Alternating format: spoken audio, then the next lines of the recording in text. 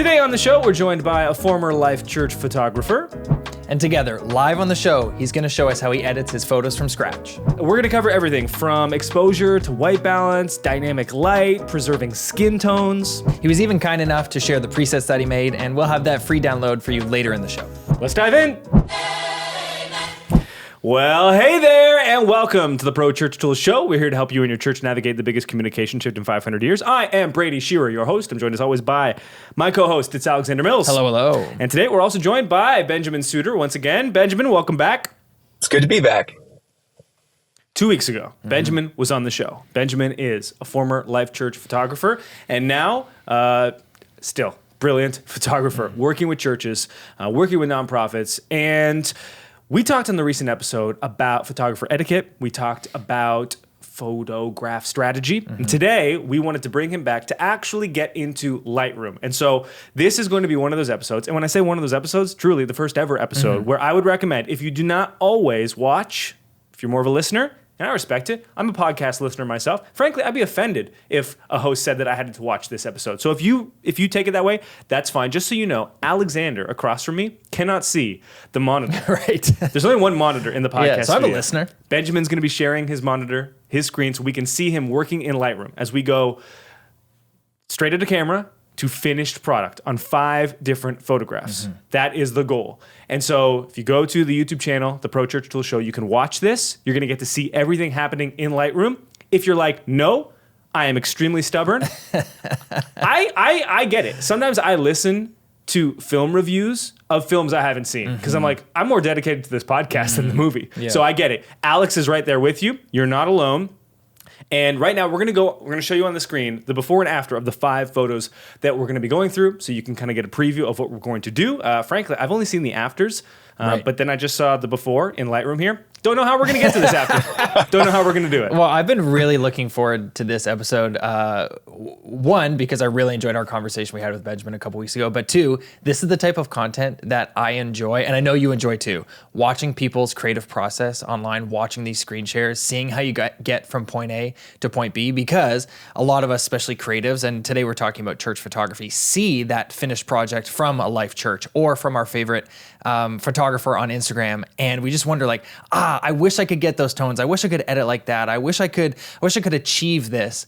And there's that bridge that's missing between taking the photo and shipping it in this edited form. So I'm just really excited to see Benjamin's process because I'm a really big fan of how he takes photos and how he treats them. So to see the process from point A to point B, I'm really looking forward to it. Well, great. You shouldn't be because, again, you're not going to see anything. No, I'm going to go back and watch it later. To that end, we also have a pair of presets that Benjamin has developed that he uses on these photos that we are going to make available free to download. We'll share those later on. There's a black and white one, because we got a couple black and white, stylized images. And then we've got kind of the main crispy one to share with you as well. Benjamin, we'll kick it over to you. Feel free to begin sharing your screen at this time. And we'll start, before we get into like the specific edit, can you tell us about your kind of bird's eye view plan for editing? Do you start with exposure? Do you start with white balance? Where do you begin? And then walk us through the steps, and then we can get real granular. You can do it on the first photo. Yeah, so overall, first, thank you for having me back, the chance to talk through editing. I love this process. I usually have a good song or a TV show going in the background, so this is going to require more brain power for me to be able to put into words what I'm doing versus just whatever I'm listening to. So this is going to be a good exercise for me too. What I really like to start with is just getting the overall white balance and initial tones correct. So like the exposure, the highlights, shadows, that's some of my first process. And then I like getting into just some of the basic color adjustments. So the hues, saturations, and some of the calibration in that way, and then tone curve. But overall, a lot of the strategy for me is sometimes you get the general look that you're going for, and then you're kind of pushing sliders left, right, trying to dial it in just a little bit more. So you're going to see probably an initial look of here, starting with this box, the next, and then it's going to be kind of flipping back and forth and dialing it in a little further. My overall... And if I can interject, yeah. Benjamin already mentioned this. Typically, he's listening to a song or watching a show. there's a reason why you don't often get this type of insight into a creative's process, because it is not natural, as someone that has done this before many times, to commentate on your own work as you do it. So we're very appreciative for Benjamin letting us do this. Back to you, my man. Sorry about that. Oh, you're good. Yeah, this is new for me, and I'm excited to have you along the journey with it. I wanted a little bit briefly talk about my overall philosophy around editing. This has helped me immensely when I started doing this. When I edit a photo, I don't try to edit to exactly what it looked like. I try to edit to what it felt like. And I feel by doing it this way, you're better able to represent what you see in front of you versus if you were trying to edit exactly what it looked like. Because if you think about memory and if you think about things in your past, you're usually tied to the emotions of the moment and what you felt. That's the strongest thing you remember when it comes to some of these things. And when you're remembering back and trying to reflect, and it's the easiest way then to get people to engage with your photos and engage with some of the visual content you're putting out, because emotions and memories, people connect to that. So that's a bit of a little insider, my brain of how I try to edit. It usually doesn't exactly represent what probably it looked like in the moment, but I try to represent the emotion of the moment. All right. So and that's so funny because I have used that exact line with our team when we color grade. I have said exactly, we're not trying to replicate what it looks like. We're trying to replicate what it felt like. And I actually think that's a more authentic way of working with color and working with light and shaping it, because everyone sees differently. I don't know if you've ever done this thought exercise, but sometimes I wonder, like, what would it be like if Alex and I switched bodies, Freaky Friday style? And I was like, whoa, that's how he sees?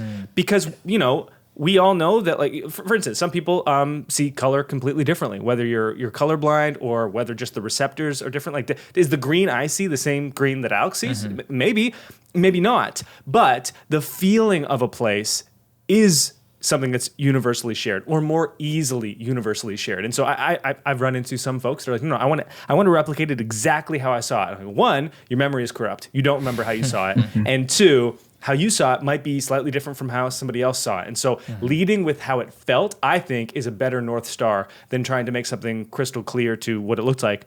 To that end, can you tell us just briefly about this church? Because I think this was you visiting this church for the very first time. Paint the scene of like where this church was kind of meeting, what their stage and lobby and kind of setup was like.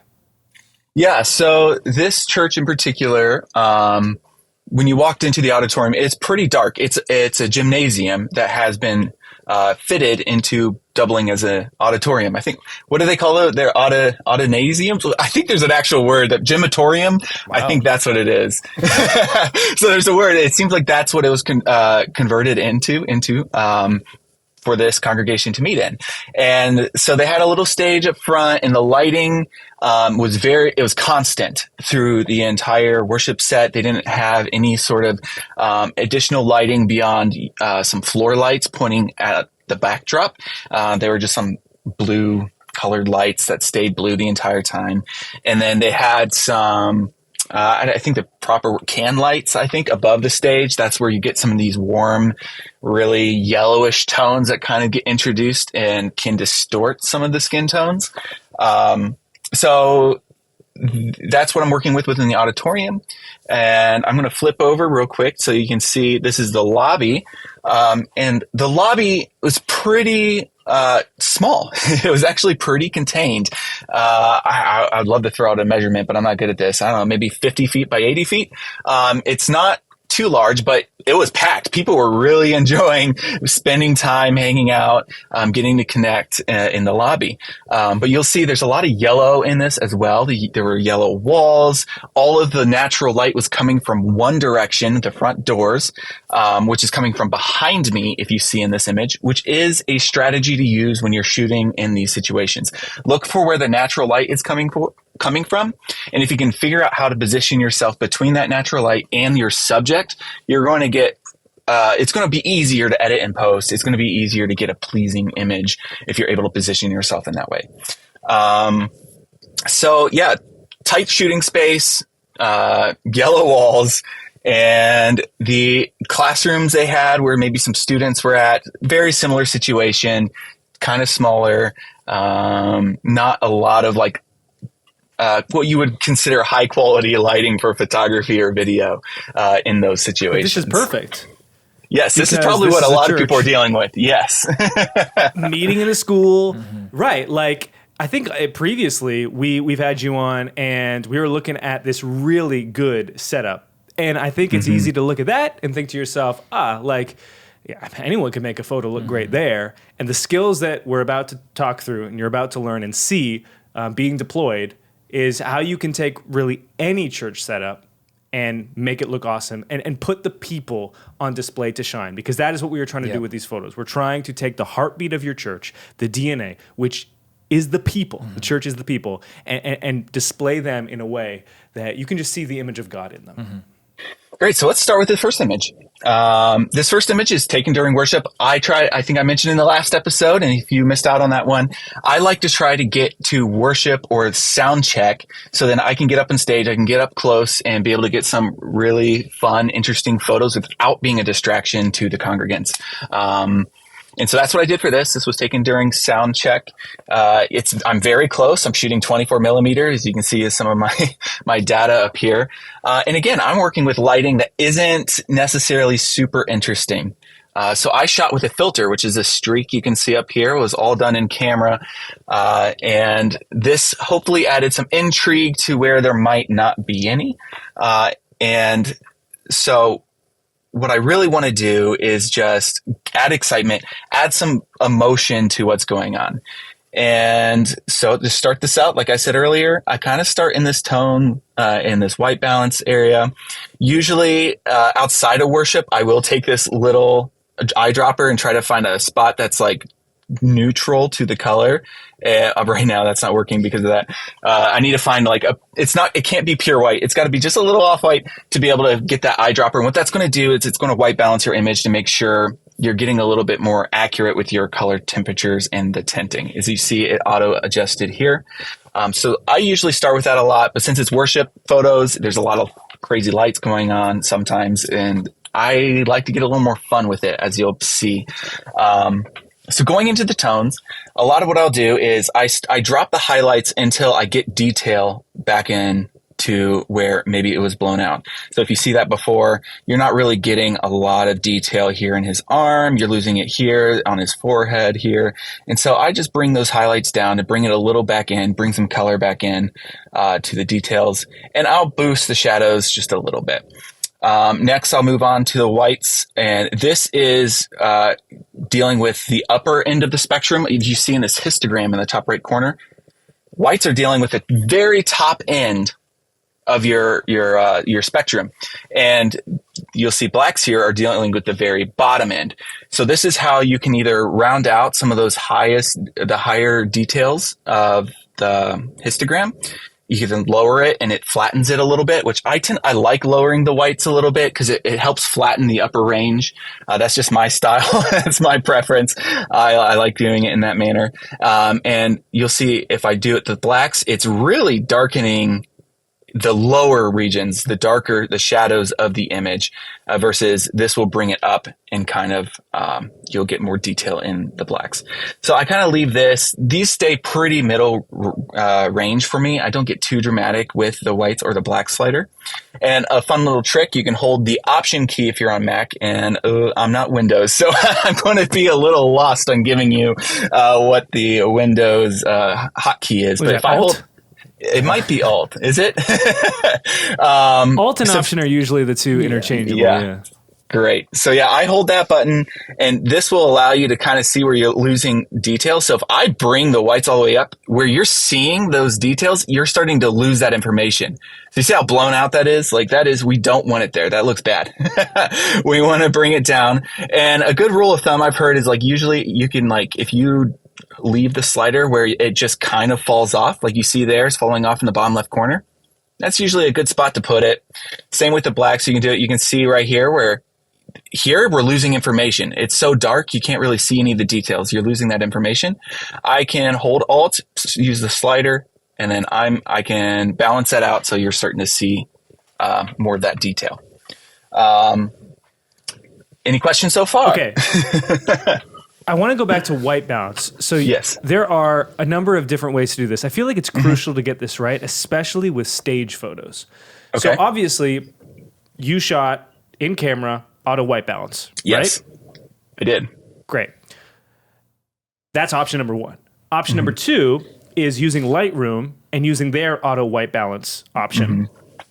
The third option, you took the eyedropper tool and you found a part of the image that wasn't pure white, but was very close to white, and then put the eyedropper directly on that part of the image. Which of those is going to be superior? Why? And is that specific to a stage photo where there's lots of weird lighting things going on, Yeah. or why? Oh, this is where you're probably going to get me here. I think for me, it's like what works best for your workflow. Because I know one of the photographers I worked with at Life.Church, she would purposefully, like, she would set white balance in camera, so it's constant the entire time. And she would switch it based on That's her sociopathic behavior. That's sicko behavior, real sicko. But she was good at it. She would like, okay, this looks like, Right. I don't know, 5,600 Kelvin or 3,200 Kelvin. And she would switch. Who sees Kelvin? It was mind blowing to me. She's different. Her background is wedding photography, incredible wedding photographer. So she's just, she built different with being able to do that. 5,600 everything. I'm outside. Oh yeah, 5,600. Oh, yeah. Yeah, but if you have consistent stage lighting, like during speakers, it's actually not a bad idea to, if you have maybe a lighting technician, to go up to them and ask them, like, what do you have things set to? Because I would do that at Life.Church. So if there were a lighting technician that I could talk to and be like, what are your stage lights kind of set to? And I would set it in camera. So when I would shoot Pastor Craig on, when he was recording or when he was on stage, we typically shot around 5,400 Kelvin. So I had it pre-programmed in my camera. At least that's what it looked good on my camera. I think technically they had it set to like 5,500, but I shot for 54.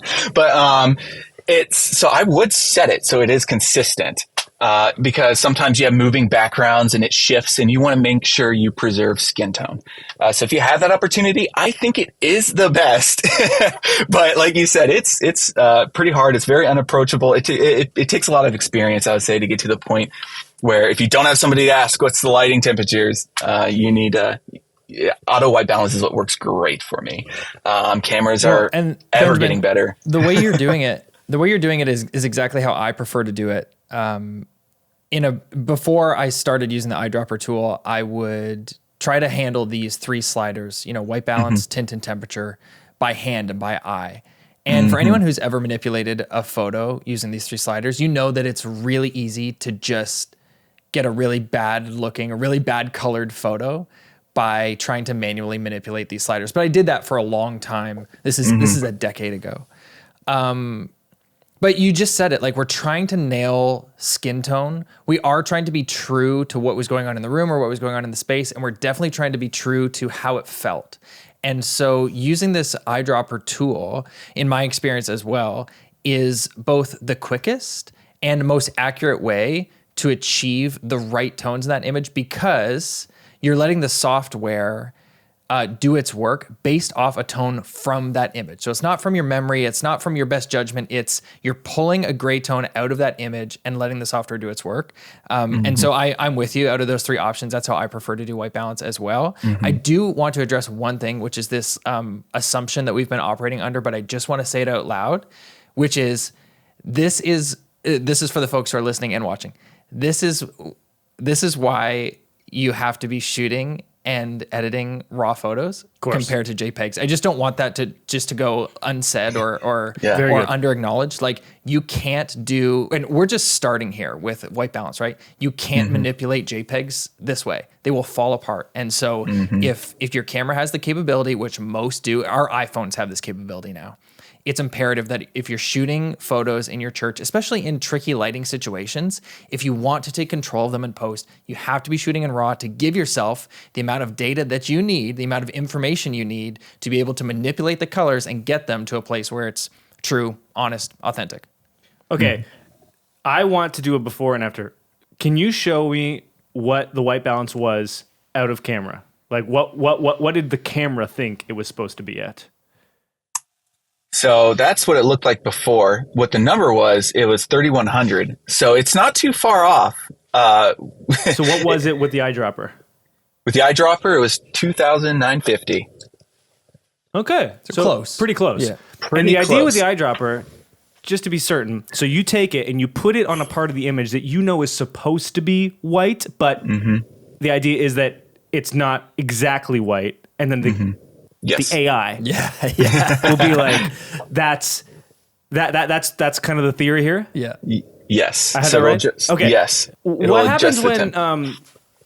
you don't have a white part in the image? Well, that's where I probably I do it by hand a little bit. It is a little bit more of I watch the skin tones. I do try to make sure I preserve that as best as I can. So like if I had to start from I accidentally adjusted that. But like if I had to start where temperature was, where it's at, which again, like this, I would say this is almost acceptable. Like I could work with this and adjust. I'm going to adjust colors anyway and work with things. So this to me, it works okay.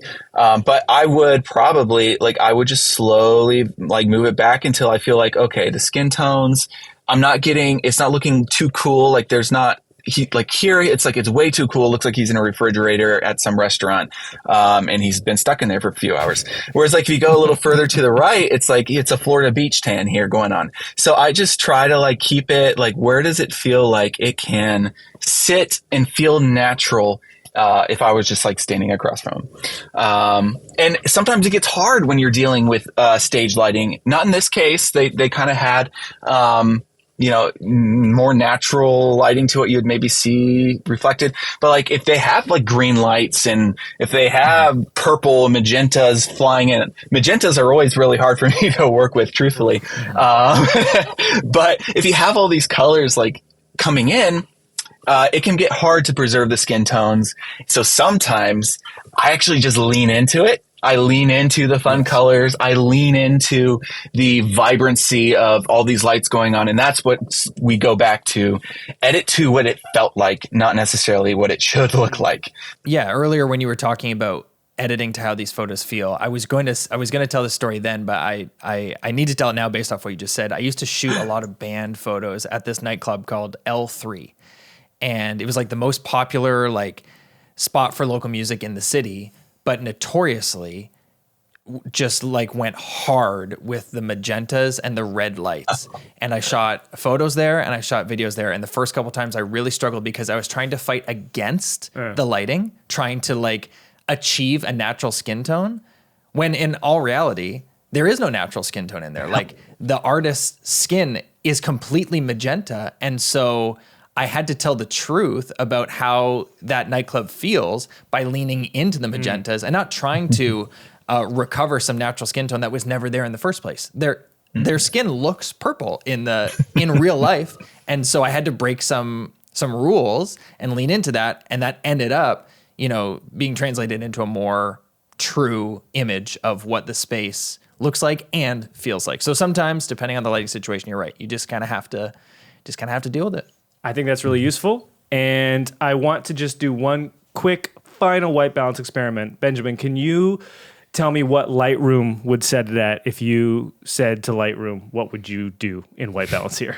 Okay, yeah, let's see this auto button up top. We'll see what happens here.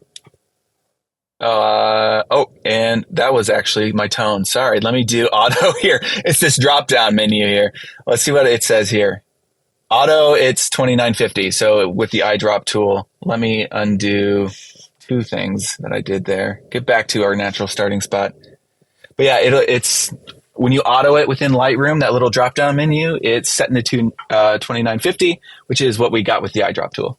Okay, interesting. Sometimes they can be even different between the eyedrop tool and the auto, but it seems like it's doing the exact same thing in auto that we're doing manually with the eyedrop tool. Okay, we've done white balance. We did initial adjustments. Where are we going next? So I do briefly want to talk about presence. So this is where you're getting your clarity sliders, your dehaze, vibrance, saturation. I feel like this is the most dangerous set of sliders for beginning photographers. I was definitely one of them. I loved pulling clarity up. I know you get that HDR crunchiness you can feel on your skin. And it's funny is I used to crank clarity over to the right. Now I actually love putting it down. Like I like making it really soft. It has this bloom effect. I think we talked earlier about, Black Pro mist filters and how it can create this bloom and this softness. So if you're not working with one of those, sometimes if you just drop the clarity a little bit, it can kind of make it feel like you have one. You're not going to get the halation that you sometimes get around highlights, but it can make it feel, softer, more dreamier, which I kind of go for. But a good rule of thumb with the clarity slider, be just with all of these really just be very gentle with them. You don't need to crank them one way or the other. They're meant to just kind of add a little touch here or there in how you're manipulating your photo. So yeah, I drop the clarity usually. Texture, I tend to not touch this as part of the overall image. Sometimes I'll go in with a brush over here and maybe I'll brush in texture. And that's when I want to maybe like, I don't really see it maybe the guitar strings. Like if I want the guitar strings to feel like there's a little bit more that you can feel there, like through the image and it can be conveyed. Like I want attention to be brought maybe to the guitar strings. Maybe I would create a brush and, that's when I would add some texture and paint it in. And you can see like the details are kind of popping a little bit more. You're seeing some more contrast between the dark and the light spaces of this area that I just painted. But I'm not going to do that with this image. I just was demoing. With texture, I don't really do that to the overall image. Dehaze, depending on the situation, like if there's a lot of, let's say, the stage manager got a little crazy and a little excited with the haze machine and you need to bring some contrast and detail back in, I might bump the dehaze back up to like kind of, you see it's creating a little bit of that contrast there. Like up here, you can see it's a little hazy from my filter. If I bring this up, it reduces that. It brings some of those details back, some of that color space back. So with this, I am going to put it up a little bit to reduce some of that haze there. Vibrance and saturation. This is again a dangerous spot. We've all probably seen the super crazy saturated photos. Again, just little touches here or there. I might bump it just to like get a little bit more color back here in the background, bring out a little bit of the color in my filter that I have up here. And again, this is stage time. It's meant to be energetic. It's meant to be lively. So I feel okay. Like I'm just going to bump my vibrance and my saturation up a little bit for this. All right. Next is where you can really start dialing in, your style a little bit and what you're trying to go with for the overall look. And that's with the HSL or hue, saturation, and luminance sliders. I like being able to see all of mine displayed like this, but a lot of the times I think it's standard that it just kind of, you start with like hue, saturate, you click through the menus. I don't know how it starts right out of the box, but I like being able to see all of it. And there's two methodologies of being able to do this. I tend to go slider by slider and adjust. But another way, it's like, hey, I want to change the hue of this guitar. This is kind of like that eyedrop tool above earlier. You click on this, click on a part of your image, and then you can drag it up or down. And you see it's adjusting those hue sliders. Those are the color space that this guitar is occupying. And by pulling it up or down, it's adjusting it I don't know, is the right word, exponentially by how much is there? The percentage, like you see it's both of them at once versus having to do one at a time. So this is a good way of being able to adjust some of your tones in that way. So we're going to go through, I'm going to start kind of shifting things where I think is kind of fun for worship photos. You might have a different style. That's okay. But I just suggest just play with it. But try, if you have the opportunity to, try to maintain some of the skin tones. That's usually pretty important. But as we said earlier, it's not always the case. But it's good to practice knowing the rules and trying to do your best with that. So first off, I kind of want to shift the tones a little bit more red. So actually what I was doing there, I kind of liked that. So I kind of liked it kind of coming this way a little bit with my hues. I sometimes shift. You'll see the teal and orange cinematic look that was all the craze a few years ago. I still kind of lean into it a little bit with my worship photos. So I'll actually push some of my sliders with the aqua and blue. I'll push it like a little bit so that you see that background. It's going a little bit of that teal direction to balance out kind of what we're seeing here with it, which is a lot of warm tones. I kind of going a little cooler with the background. So we're just trying to see, again, a lot of it is just dialing it in. What feels good for you? I push and pull a lot. This is why I put on a TV show or listen to some music, because sometimes it can be a bit of a process to figure out what direction you want to go with your colors, because it can change the whole feel. And you can make it feel very different by what colors you use.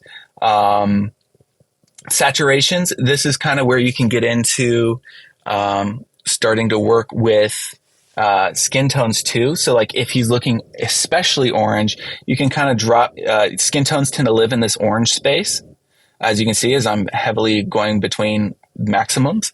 So I usually drop my oranges a little bit. I drop yellows a little bit.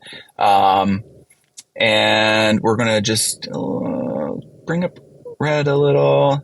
Yeah, I'm trying to narrate what I'm doing, but so much is just going back between the sliders and what I see with my eye and kind of what I like. Luminance is also another great tool for skin tones, especially with when you're working with a wide range of complexions. Sometimes when you're working with your saturations, you're working with, especially you see this with presets. Presets, sometimes you apply it and it can make people look orange. And people who have richer or darker complexions, it can really make them look orange. So a lot of what I'll do for darker complexions, and this is really important, I think, to know so that you can make sure that you're honoring people well, is I will drop my orange saturation a little bit to get rid of that. And then I will lower my luminance slider in the orange space, because it helps bring back some of that richness, some of that fullness that are in darker complexions. So I think that's really, I would make sure you're able to practice editing on a wide range of skin tones so that you can best honor people well and represent them well. So this is kind of okay. Yeah.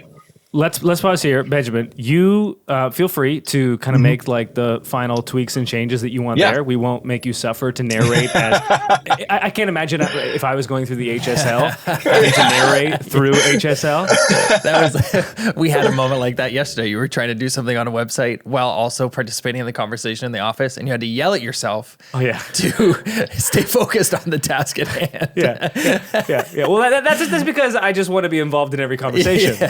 People were having a conversation about what restaurant, and I was like, let me provide my input here. No, you are in the middle of a time sensitive task, you lunatic. Yeah, I'm just so impressed by your approach to editing these photos, not just in the way that you know how to manipulate colors, but in your sensitivity to the subject. We talked about this 2 weeks ago when you were on the show. We were talking about how what makes these photographs that we're talking about on this show so moving is that you're capturing the subject is a person. And we believe, this is our confession, that the church is not a building. It's a bunch of bodies that make up a body. And so your sensitivity to your subject is so impressive, talking about how you want to honor the people in your photos by treating their unique skin tones and complexions honestly and gently and truthfully. That's so profound. That should not be underrated or go unnoticed in this conversation,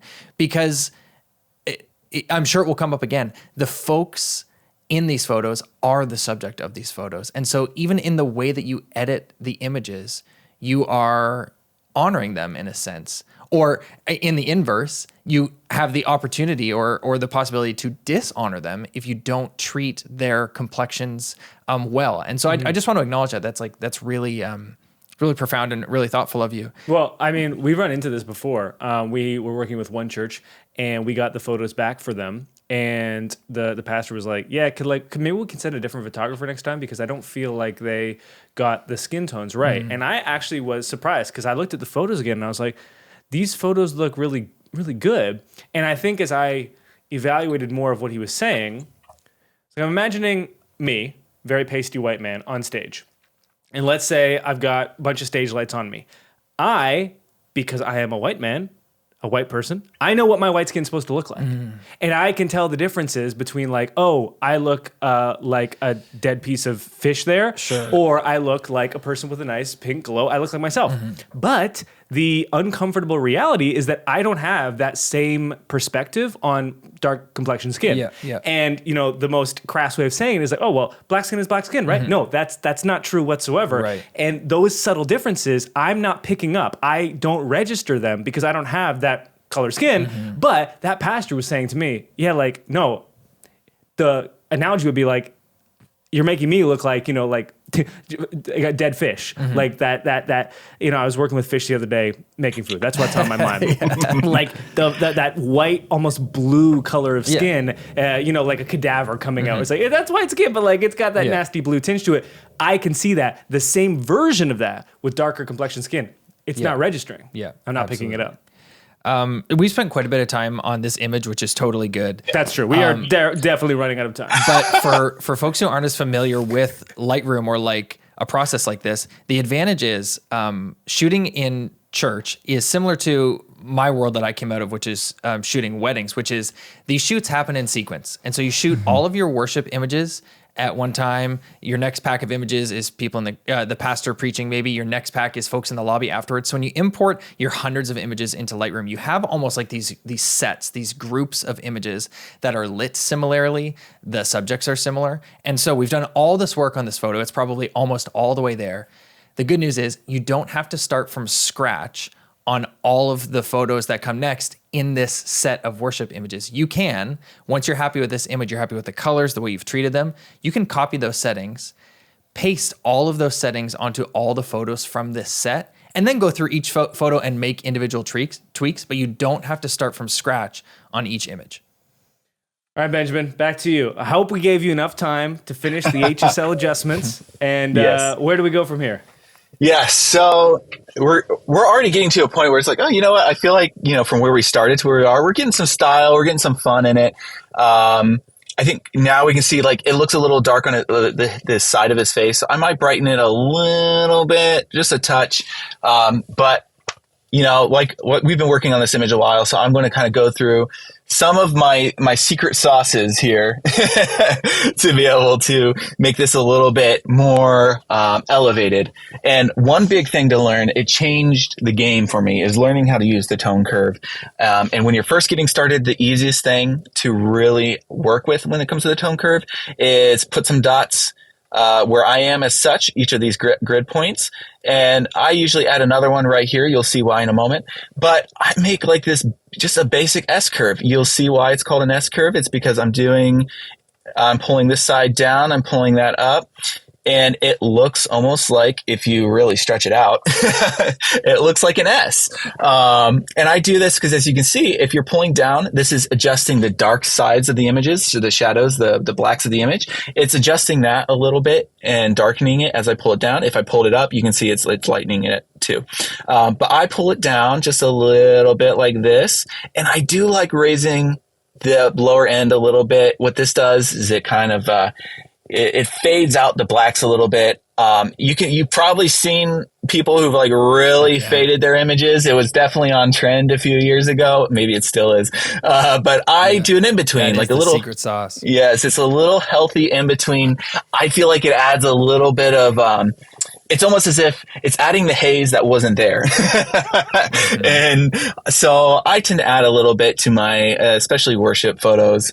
And sometimes, depending if there's a lot of highlights going on, I will actually pull down the top of the curve too.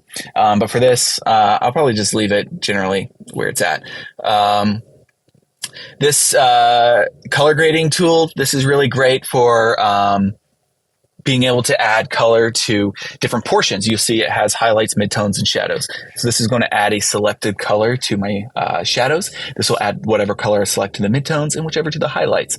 So what I like doing, I usually add a little bit, just a touch of warmth into my shadows here. Just a little bit. Not too much. I'm seriously, like my saturation, that's what the S stands for there. It's under 10. Like I keep it in the single digits. It's just a little bit of, like a little bit of a seasoning on top. And so for highlights, I usually add a little bit of this cool blue and again, single digit in my saturation, that S right there. And you can see kind of, it's very subtle, but if you off on, you can see like it's adding some warmth back into our subject here. And some of the highlights are getting that little bit of blue that's matching kind of the lights that are going on. Sometimes I'll match a lot of the highlights and midtones to the lighting situation that's going on stage, just to add that a little bit of effect. And we'll briefly touch on these calibration tools at the bottom. I think this can be where you can really have fun dialing in maybe your color profiles and how you're stylizing your image. This is where you can really get that that teal and orange look, is by adjusting the hues. You see, it's not just like above. These hue, saturation, luminance channels, these were just adjusting one channel. These at the bottom are adjusting multiple channels. Like you see, it's adjusting blue, it's adjusting the oranges. It's the overall look of the image that it's changing. So I usually, again, less is more with these. So I'll just do a few, maybe just stay even in the single digits with the hue, with the saturation, and I just play around with it until I find maybe a look I like with it. And I usually will just leave it there. So you can already see, like, it looks pretty different with where we started. But I really want to give you the biggest part of my secret, which if you look at this image here, well, it's looking very different. In fact, I'm actually starting to like my new edit a little bit more. But where did this light? That's what happens. I'm like, shoot. I want to go back and change everything. But where did this light bar come in? Where did all this color come from? And what I like doing is, going to our masking tools, going to the linear gradient. You can also do this radial gradient, either or. But I'll take the linear gradient and I'll pull it in from one of the sides. I usually try to match what the lighting situation looked like in the room. So you can see we have this light coming on from back behind him. Just a little bit. It's this blue. And the secret here is this little guy here that a lot of people don't notice. But this little color selector, I can add in whatever color I want. And so this is how I can kind of fake stage lighting and add in some intrigue and interest. So like in that one you saw, I added some orange into the background. Let me pull it in so it's a little more obvious there. And I might have brightened that up. I'll boost the whites a little bit so it looks like it's lights. I'll boost a little bit of the exposure. And this is, again, just playing around with it, seeing what you like. I'll also, another thing, I lower the clarity so it feels like, it's interacting with the haze a little bit. Add a little dehaze, again, to like kind of make it feel like there's some haze. Like it looks a little bit like it's hitting the lens just right. It's causing a little bit of a flare maybe. So by this little bit, it can add some intrigue. But the other important part of this, especially when I want to preserve those skin tones, Lightroom added this a little while ago, and it's wonderful. You can select your mask here. You see these plus and minus. This is to add another layer mask add another layer to this mask, or I could subtract from the mask I created. So hit the subtract, and I know AI is a little bit of a buzzword, but Adobe, they added AI masking with their Lightroom now. And so I do select subject, and it's removing the color from him. So now it truly looks like it's coming from behind him. I can adjust this wherever. So let's make it really extreme, and it cuts him out. It masked him out. And so this is a way I can just add a little bit of intrigue to what's going on lighting wise. And then I'll usually add another linear mask and try to darken parts of the images that I feel like aren't going, it's just distracting. Like there's a lot of wires, there's a lot of stuff going down. There's stuff here. You can crop it in, and then you can also just this is called dodging and burning. You're making parts of the image darker where you don't want people to really see. And burning is making the image lighter. So I'm taking a brush tool adding a little bit exposure. And I like his face is looking a little dark. I want to add a little more detail in there. And I'm just kind of brushing in where I want people to be paying a little bit more attention to. And, we're trying to go quick. We're trying to get through these. But yeah, like this is kind of a really rudimentary level of how I try to elevate where we were to where we are. Getting a little bit, I probably would crop it in a little more too. Just, I want to cut out the bottom there. There's a lot going on there that I just don't want to see. But yeah, like this feels so much further along and adds a little more intrigue, a little more emotion to the moment. And I definitely like my new edit more than my old.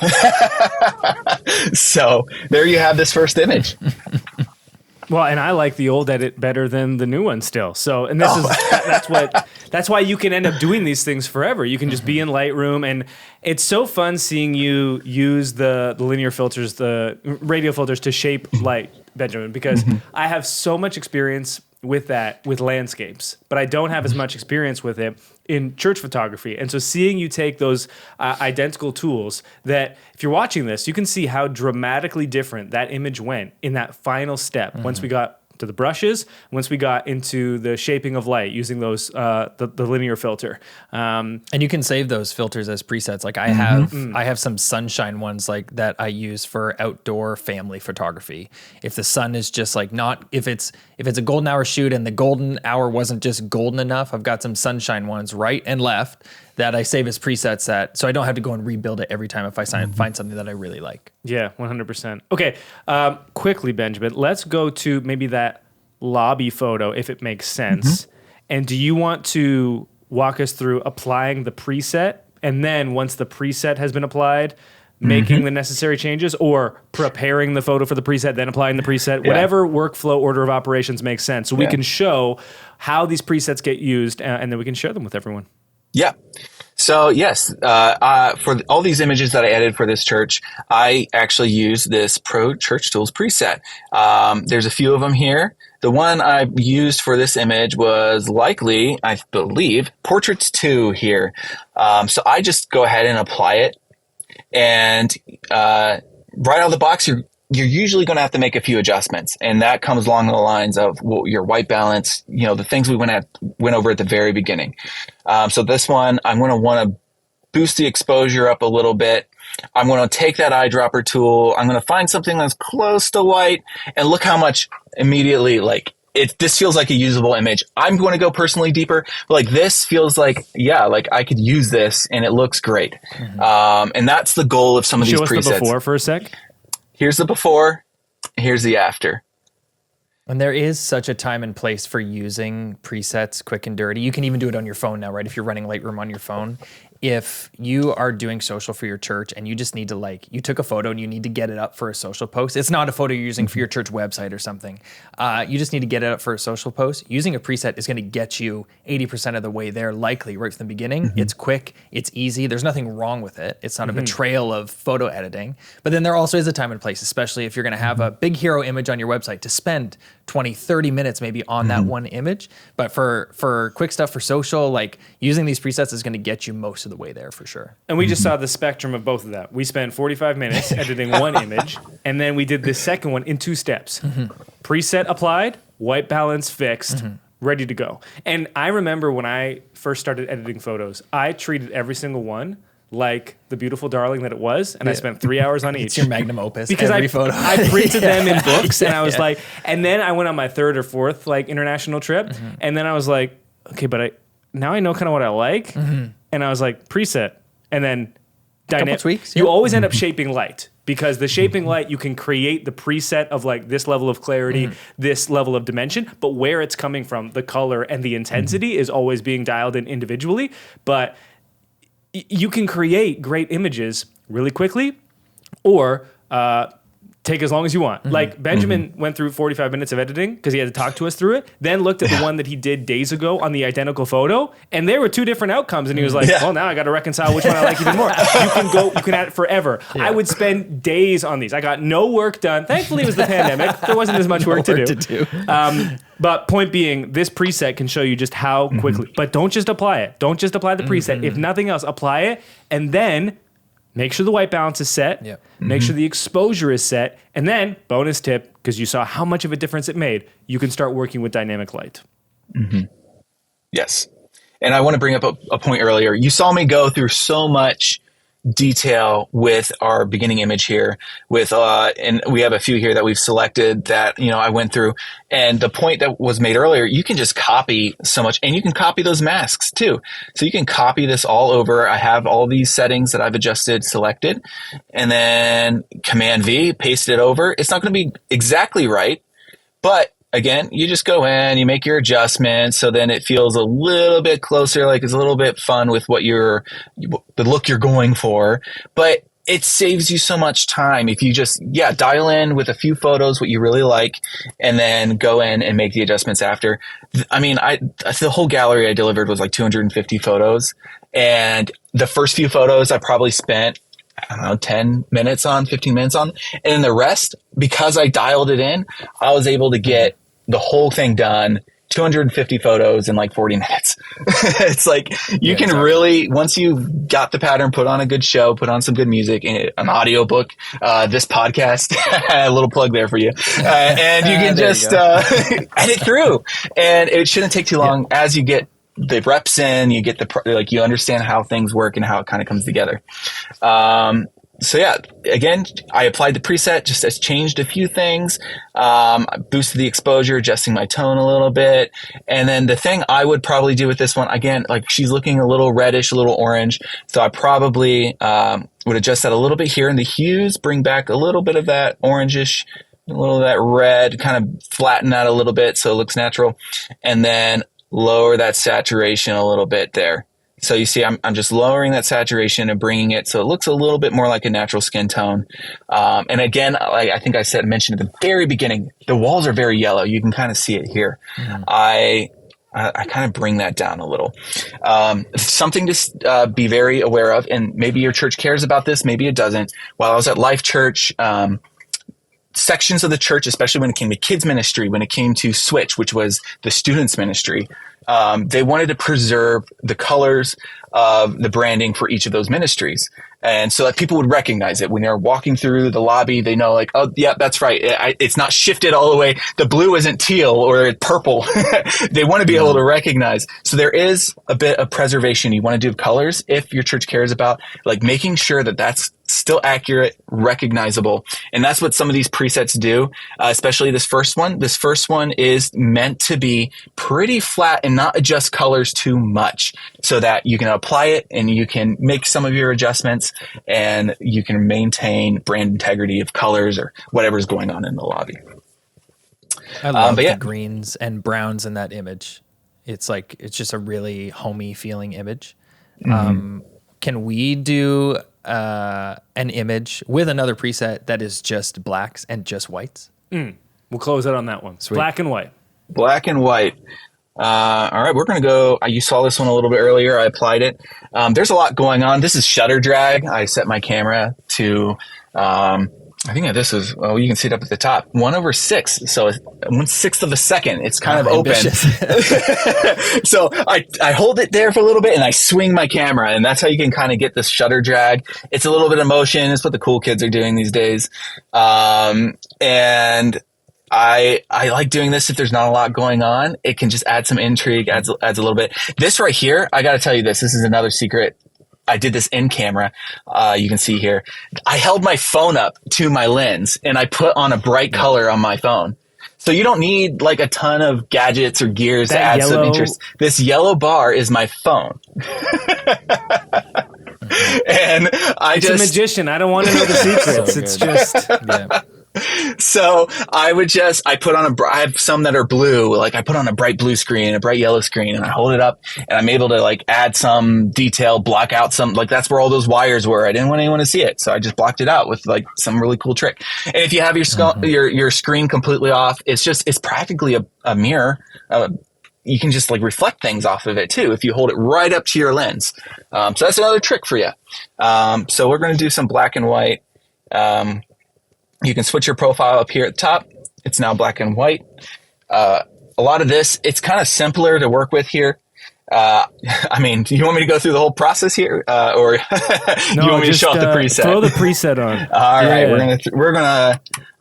Maybe that's another episode someday. But so the preset I have here, I have it the same. It's the same look, one with grain, one without grain, depending on your style guide and your choices that you want to make within your church. So we're gonna do with grain. That's I like what I wanted the grain. to ask you about was.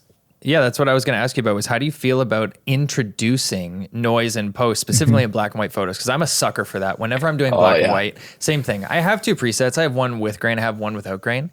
I don't know if I ever choose the one without grain. It's just stylistically. It has that film look. I mean, stylistically with this actual image, the way it came out of camera, with the motion, the shutter drag, it just feels right. So are you introducing noise in post usually when you're doing a black and white edit? I do add a lot of noise in post with black and white, some of the more stylistic ones, especially, we talked earlier about when lighting is so dramatic that it can be hard to work with. Sometimes, I just lean into it. I purposefully make the colors wild and I add grain on top, and it feels like, oh, that's the cherry on top that makes it really cool. And so that's what I'll do. Like, I think the grain can add some of that intrigue, add some texture. Sensors, cameras these days, they're so sharp that sometimes just adding a little bit of grain makes it feel a little more homey, and it makes it feel a little more, I'm going to use the word approachable. I know it's kind of weird to apply that to photography, but that's what I really love about grain is it takes the edge off of the sharpness that cameras possess now. And some people don't want to see that much detail of their face. So adding a little bit of grain kind of takes the edge off a little bit. It makes it feel a little more, what people are familiar with. Like, we've had film for so long now, I don't know, 160 years. I don't know. I'm not a photography historian. Grain can cover a multitude of sins. If you miss focus just by a little bit, if the image is a little sharp, but you've captured a great moment, a little bit of grain can go a long way in covering a multitude of sins in that image. Absolutely. People are like, oh, it was an artistic choice. That's what I say. That's all the time. Like, I missed focus. Maybe it's a little blurry, and I'll just slap some grain, make it black and white. It was an artistic choice. All the secrets are being told now. Oh, I know. People are going to be banging down my door of like, it wasn't art all along. You messed up. But that's how jazz is made. I applied the with grain preset, and I want to bring back some of the detail here. So honestly, with this, all I have to do is bring down the exposure a little bit, and maybe a little bit higher there. And I already it's kind of a one-click preset for me. I use black and white a lot when I'm like, oh, the lighting is so difficult to work with. I'm going to make it black and white. All secrets revealed. It's just sometimes if you need to move quick, that's what you got to do, and it looks good.